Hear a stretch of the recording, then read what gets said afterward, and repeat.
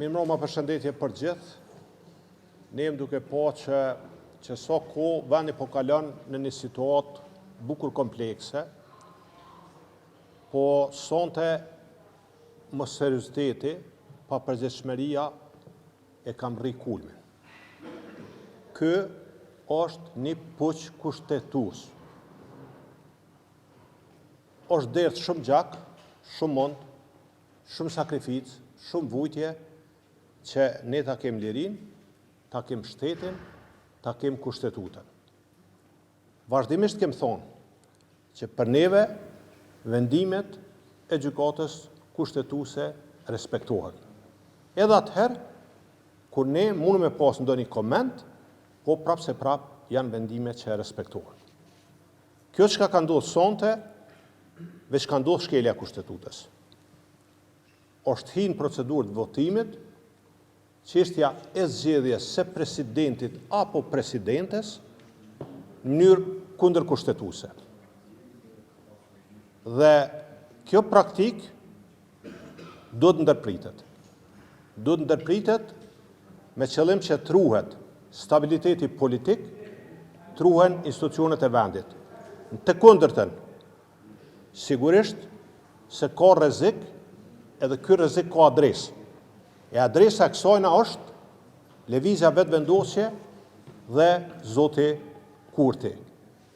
Unë nuk dëshiroj,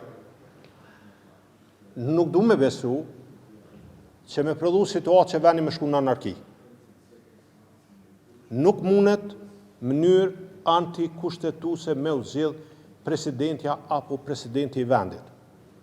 Prej datës 28 dhjetor deri me sonte nuk ka pas as sinceritet, as seriozitet, as vullnet që vendi me pas kompletim të institucioneve. Për ma tepër, ka pas ngarendje qysh me i kap institucionet, qysh me plas shtetin, qysh mos me respektu kushtetutën e vendit. Prandaj, kjo praktik nuk duhet të vazhdohet. Kushtetuta është e qartë. Duhet t'jenë 80 deputet në sallë prezent dhe të votojnë që të konsumohet rundi i parë. Njëjtën gjë kërkon edhe në rundin e dytë, por nuk mundet me shku në rundin e dytë pa kalu rundi i parë. Dhe sa janë jo serioz, sot pa përgjithshëm janë, për një temë kaq të rëndësishme për vendin, e thrasin seancën në ora 8:25 minuta për me fillu seanca në ora 8:30. Ja pa mundësojnë edhe deputetve. Kështu që kem ftesë për nesër në ora 10, mirë po ne konsiderojmë që nuk jem plotësu kushtet që të kalohet në rundin e dytë, pasi që rundi i parë nuk i ka pas 80 deputet prezent dhe nuk kanë votu 80 deputet të Kuvendit të Republikës Kosovës.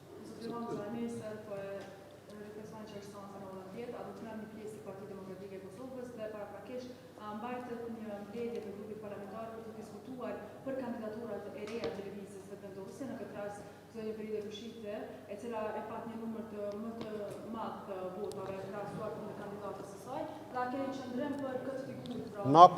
Na po flasëm për kushtetutën. Na po flasëm për respektimin e kushtetutës.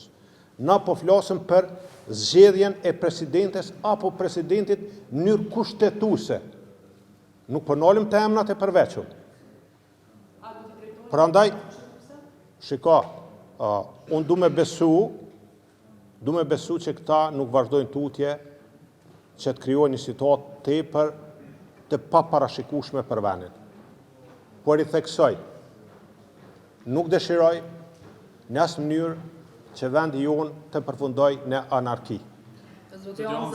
Partia në pushtet vetëvendosje po ju akuzon juve si opozit për bojkotimin e këtyre seancave, madje ju ka quajtur bllokues të zgjedhjes së presidentit. Në këto rrethana, që ta bëjmë të qartë, do të merrni pjesë nesër o dita fundit, keni probleme kandidaturat apo thjesht me procedurat që po ndjek kryetari i Kuvendit. Dhe nëse ka një lëndë të tillë, shkohet në 3 raunde, ai drejtori i gjykatës kushtetuese për shkelje kushtetuese. E para, partia fituese me 51.1% i ka morë 100% që i takon. I ka morë edhe për tej 100%. Me 100% e konstituon kuvendin, e merr kryetarin e kuvendit dhe një nënkryetar, e ban qeverin, kërkush ja ka kontestuar rezultatin zgjedhor, ja kanë respektuar rezultatin zgjedhor, se sot pa deklarime tha, përveç që duhet mu pranu, duhet mu respektu. Edhe kemi respektu. Mirë po, nuk i ka 2/3 e votave të kuvendit të Republikës Kosovës. Ajo po kërkon ma shumë se 100%. Për te asajna që e shohemi një nxitim të jashtëzakonshëm për kapjen e gjitha institucioneve të pavara. Me ligje pa ligje. Me ligje pa ligje. Prandaj nuk ka pas seriozitet, janë krejtësisht pa përgjegjshëm, duhet më nalën këtë drejtim, në kundërtën janë përgjegjës për gjitha pasojat që mund të shkaktohen për vendin. Pyetja e fundit. Zotë Hamsa, gjatë fjalimit zëvendës kryeministri Glau Konjuca tha, ju akuzoj juve si opozit që përmes presidentit po tentoni ta rrëzoni qeverinë, so qëndron kjo deklarate e zotit Konjuca? Jo, ajo desh me ditë, edhe kjo është shumë e qartë. Po që se nuk zgjedhet presidenti në fatet kushtetuese vendi shkon zgjedhje. Dhe me qëllim e shmon këto, gjithmonë partitë politike kanë pas bashkëpunim, kanë bo kompromise, kanë bo marrëveshje politike që kanë zgjedhë presidentin dhe i kanë dhënë vendit president. Është hera e parë që vendi rrezikon me shku në zgjedhje për mos zgjedhjen e presidentit. Faleminderit shumë.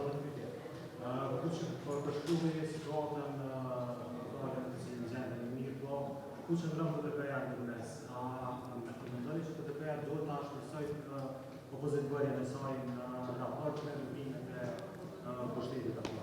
Ne jemi opozit në raport me partinë pushtet, po nuk jemi opozit në raport me interesin e vendit.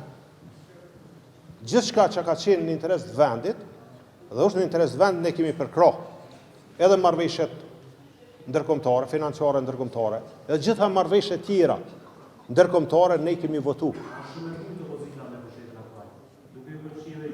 Shiko, nuk e konsideroj unë të duhur gjuhën e cila ndikon në polarizim.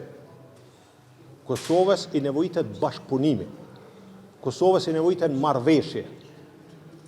Po nëse asnjë nuk e arrit me bind, nuk janë për të gjithë fajtuar, kur kërkush nuk don me ty, e s'mundet me ty, bani pyetje vetet pse po ndodh kjo. A je kont serioz? A je kujt përgjegjshëm? Çka kemi thonë në Partia Demokratike prej fillimit? Asnjë s'm qit vijat kuqe. Kum fol për marrëveshje gjithë përfshirëse politike. Kemi thonë që le zgjedhet presidentja apo presidenti e propozura apo i propozuri prej Partisë Demokratike të Kosovës. Asnjë s'janë trajtuar në mënyrë serioze, po kanë bë manevra politike dhe sot kanë bë edhe veprim kundër kushtetues, po që se vazhdohet çon në puç kushtetues dhe rrezikon që vendin ta kaloj në anarki. Faleminderit shumë.